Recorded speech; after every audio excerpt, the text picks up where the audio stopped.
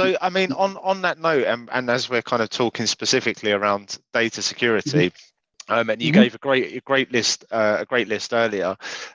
What would be? I like these top fives, and I think our audience is like this as well. What would be your top 5 recommendations to organisations that are looking to improve the security specifically around their data? Yeah, so I think that there are several items that are quite basic again and very important.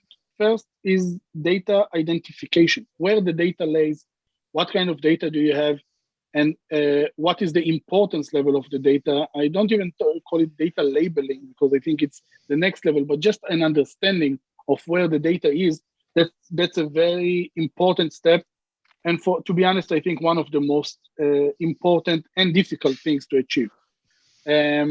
The second thing that you need to do is to have the right policy on how to deal with the data and the corresponding procedures to allow users in the organization to treat the data or to process the data in the right way from cybersecurity standpoint, whether that's vaults to store data, encryption tools to make sure that the data is encrypted and visible in an easy way that doesn't require a lot of technical capabilities, and of course tools or capabilities to maintain integrity of data. That those are things that are highly important. Other than that, least privilege, I talked about it before. Least privilege concept, access to the data only to the people on a need-to-know basis or a need-to-have basis. That's key from my point of view. That's something that is really, when we measure maturity level of data protection capabilities today in organizations, on average, we have 1.8 on a scale of 0 to 5. That is the maturity level of all organizations that we've seen and worked with in the past. Of course, there were organizations that were very high, like 3.5, 3.6, and organizations that were below 1. But on average, 1.8, it's not a good sign. It's quite a bad sign because it's very immature from cybersecurity standpoint. Now, after we talk about permissions, access level, access control, and privilege access, the next thing that I would say around data protection will be the monitoring. Everything that you couldn't prevent, at least you want to know how to detect when something happens. So I'm moving from the prevention stack, like identification, policies and procedures to protect, and tools to protect and defend against attacks.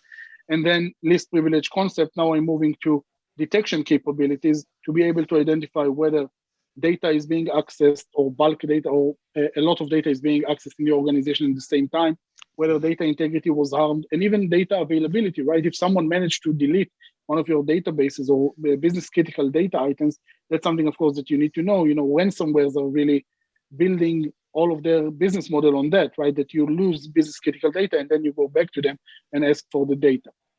And last item that at least I have in mind is when you talk about data, I'm talking about private data, because data has, you have business data and you have personal data. Business data was the only thing that was important 10 years ago. Privacy became a very important topic. I think mainly because of regulations and the fines that are associated with data breaches and so on. That actually took the industry to the next level. Of course, created also some kind of new attacks. That we can always criticize the process, right? Because before 5 years ago, you wouldn't see, let's say, attackers taking out data and just threatening to publish the data just because of privacy and because the company is going to be in a way fined by a GDPR or something similar. Today, it became a standard. And that's something that, with security advantages that you see or advanced that you see in the market, you have also the corresponding reactions from the offensive side. But that's a different topic. Being able to detect and respond to data breaches, those are very important items that you need to take into consideration. If I'm, just to discuss in general, if I'm talking about the structure, right? Data identification, then the rules of engagement, let's say, how to deal with the data, processes, procedures, tools, that's number 2. Then we talk about things like access control, privileged access, or least privileged access to specific data items, and then detection response capabilities. Those are highly important. The last thing that I would say is the first thing that you mentioned, which is awareness.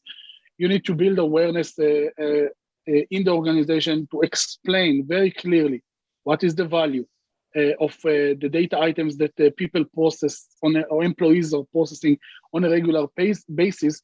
What will be the impact to the organization? What is what are the assets, the organizational assets, data assets that need to be identified and protected? I mean, without awareness, only let's say the human factor, the mistakes, the basic honest mistakes that employees can do can be so dramatic for an organization that's good enough even without, let's say, a specific attack or targeted attack to the organization that can be already a disaster to an organization. So those will be my, let's say, 5 items that I would recommend an organization to do. Great. Reuven, I think that is fantastic. Honestly, thank you so much. We went off on some great things there, and I think that some of your recommendations are absolutely spot on from my perspective. Anyway, it's just my opinion, but yeah, I don't know if there's anything else that you wanted to talk about, but from my perspective, that was better than that was a great discussion. I can tell you one last story, right? Just from last week. One thing that was funny. 1 minute. I know that we are out of time, but just 1 minute. No, we're not. No, not at all. Not at all. We've been in a specific assessment that we've done in a very large, let's say, a telecommunication company, right? We found ourselves in the network in a way. We found several vulnerabilities and so on and so forth. And then we got to the marketing website environment. They have a specific environment in which they're able to load marketing sites for every campaign that they are doing. While working in the environment, trying to identify vulnerabilities, we found around 2.5 terabytes of porn material, right? Porn on their websites. And we said, okay, that's something that shouldn't be here. Let's try to see what's happening here. And then after a quick investigation there, we've identified 50 different porn websites that are hosted on this specific environment. That the original attack was there originally from a specific file upload capability. So if you think about it, an HR website that allowed CV uploading right to the server, it was vulnerable to file upload vulnerability. Someone managed to upload a web shell to the website, and based on that, to control the server environment. And this guy, coming from the eastern part of the world, at least based on the communication and the activity and the language that we've seen in the web shell itself, actually opened a porn hosting environment and actually started to sell it to other people in a very reliable environment, of course, of the telecom company. And that was a very nice business model that we've identified. So unbelievable. It was very, very funny to see the reaction of the organization. Of course, it's a very severe situation, right? But the fact that they were not able to identify that and to report that, and that's something that happened around 2 years before. So from 2019, those websites are there, and that's something that was very surprising. I thought that sometimes we get into organizations and we see that someone was already there, and that's something that you need to be able to react to that. That's unbelievable. So they they found a vulnerability and basically built a business inside someone else's server, a porn business. Exactly, with the SLA. I mean, the official marketing website of the porn distribution partner, right?